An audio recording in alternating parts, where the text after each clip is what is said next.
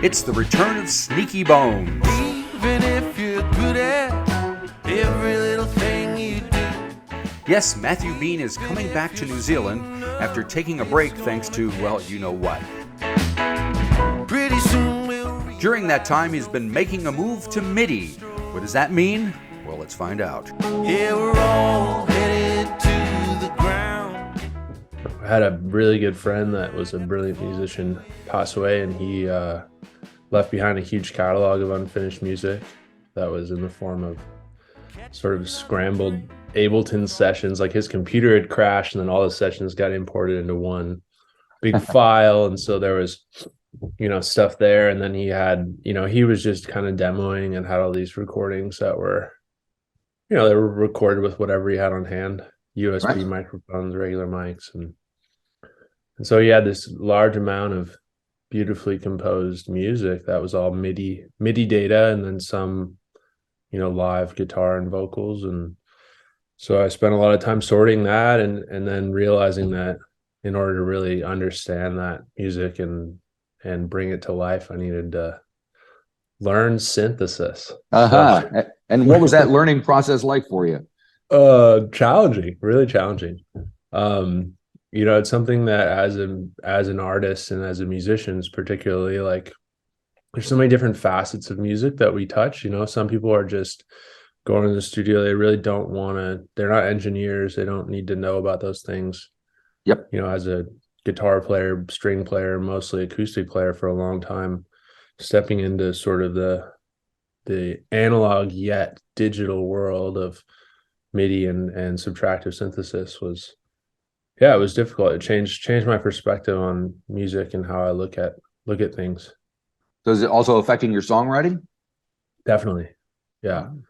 I think there's a new challenge that I'm sort of coming to trying to take to task, that to integrate this stuff, because there's such beautiful ways that a lot of people think of all this stuff as very robotic, and I really had no idea what MIDI was before, but it's just notes like anything else, and so much of this, there's so many sound design potentials that are just like phenomenal. And that was one of the things about working on this record, really kind of taught me, like it just sort of opened up my landscape of potential palette and things to work with. Gotcha. So are you got an album in the works here with all this stuff happening? Yeah, there's demoing going on. I've been just kind of like tracking things to a tape machine. So and then loosely like sort of printing whenever if stuff feels finished. But yeah, like there's definitely something that will come out of this. But the majority of my time, honestly, has been like learning, and practicing and I've been making a lot of ambient and electronic music, sort of as a tool to learn all these systems. Cool. So you're gonna be here in New Zealand in January, which my understanding is kind of your return to the road since COVID and all that stuff. So it's got to be exciting on many levels. You get to play the songs from Little Words. You get to incorporate some of the stuff that you've been working on over that, and just being out in front of people. So a trifecta. It's gonna be a shocking experience. It's the first time where it's felt right to be back on the road, and I'm super excited to be coming back to New Zealand. It's one of my favorite spots, and it was actually the last shows I played were 2019 down there. So it's kind of like picking up where we left off. Is it picking up where you left off, or is everybody different now and everything different? Well, everything's different, but more picking up where we left off in terms of playing out and Sure. being on the road. And like, I haven't really been on the road, and it's after being on the road for so many years nonstop, it's been an interesting sort of respite and sort of reflection. Right. So what did you learn about yourself during that time? Oh man.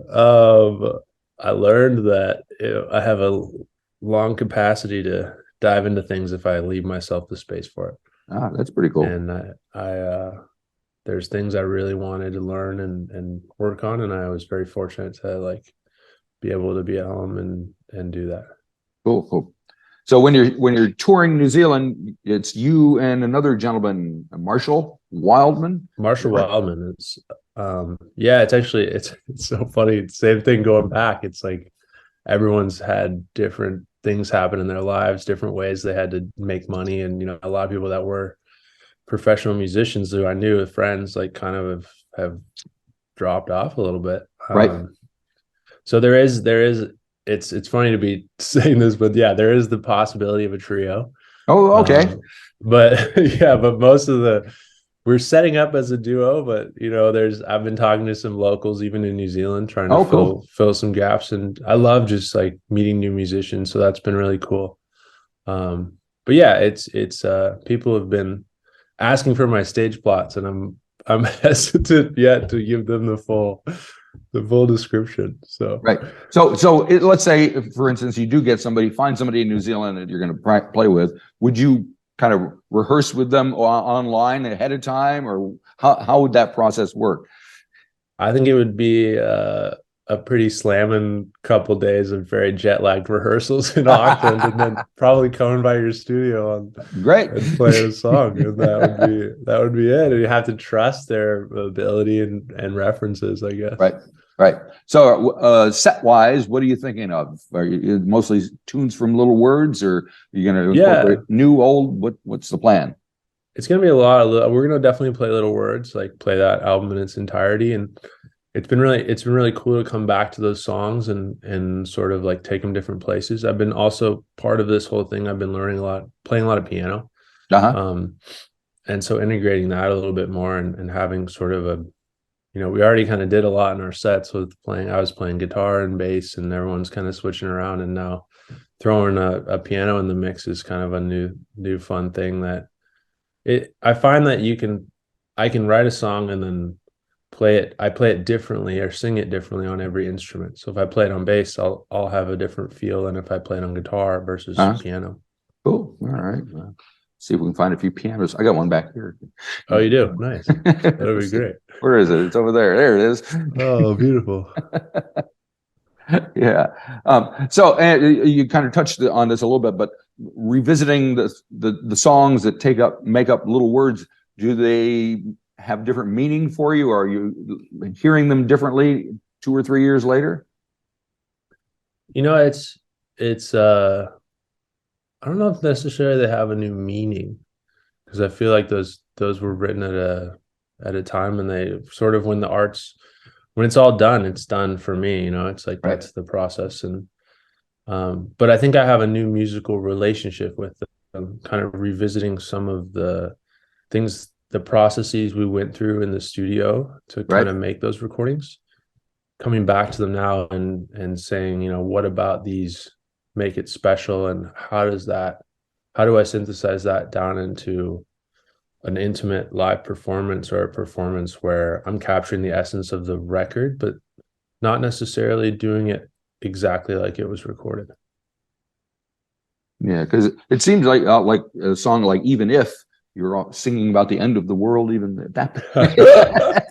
Well, I think it's always been a little dark. There's some stuff on the first record that talks about that, but yeah, I mean, those songs they're fun, and I that's a tune we've always played.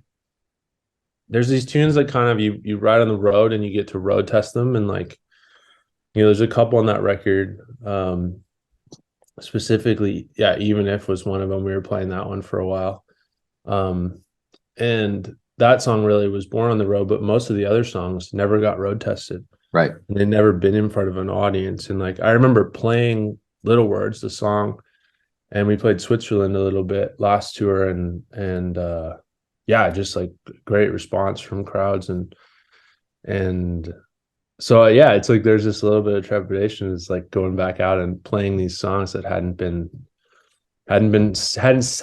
audiences have not seen them yet. So it'll be exciting. Yeah. So did you get much feedback from fans during the time, because the record came out in 2020 in May? So was there kind of online give and take and back and forth that you got from anybody?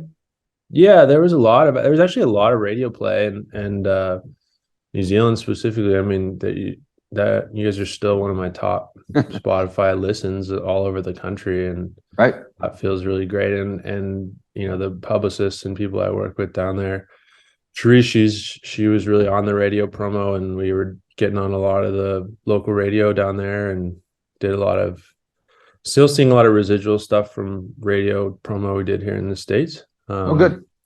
And then lots of sweet people that reached out and sent me emails, and I sort of went dark during the COVID era, and just everyone was just like, there's so much chatter and noise, and I'd never been much of a social media person, but I just sort of nuked all my socials, and right. got a couple concerned emails from people. Are you alive? Are you still doing it? And gotcha. Yeah, I'm and back now. One sweet lady from Tauranga named Ruth who sends me emails all the time, and just about shows and announcements, and you should play this folk festival in Canada. And just, she's so sweet, and I love that part of, you know, being able to interact with people that really are true humans. Right. And are you still based in California? Is that where you're talking to me from now? Yeah, I'm in Santa Cruz. I'm in my little home studio. All right. So, and you just went through elections. We did, yeah. The midterms. It's been tumultuous. Still. There's a lot going on still in the American political world, but yeah, hopefully it calms down a little bit. Yeah. Well, do you have any opinions or anything to say about how things have turned out, or how things led up to the elections? Oh man, I mean, there was, especially in California, there was a lot up for grabs, right? Yeah, and you know, it's nice to see the people that were really disconnected with reality not go into positions of power, although some of them did. But right, you know, I think it was a good reality check for, you know, everything, the extreme on all sides of sort of the aisle, that right, you know, there is a move towards moderate, hopefully. Yeah, well, it kind of has to be, or else.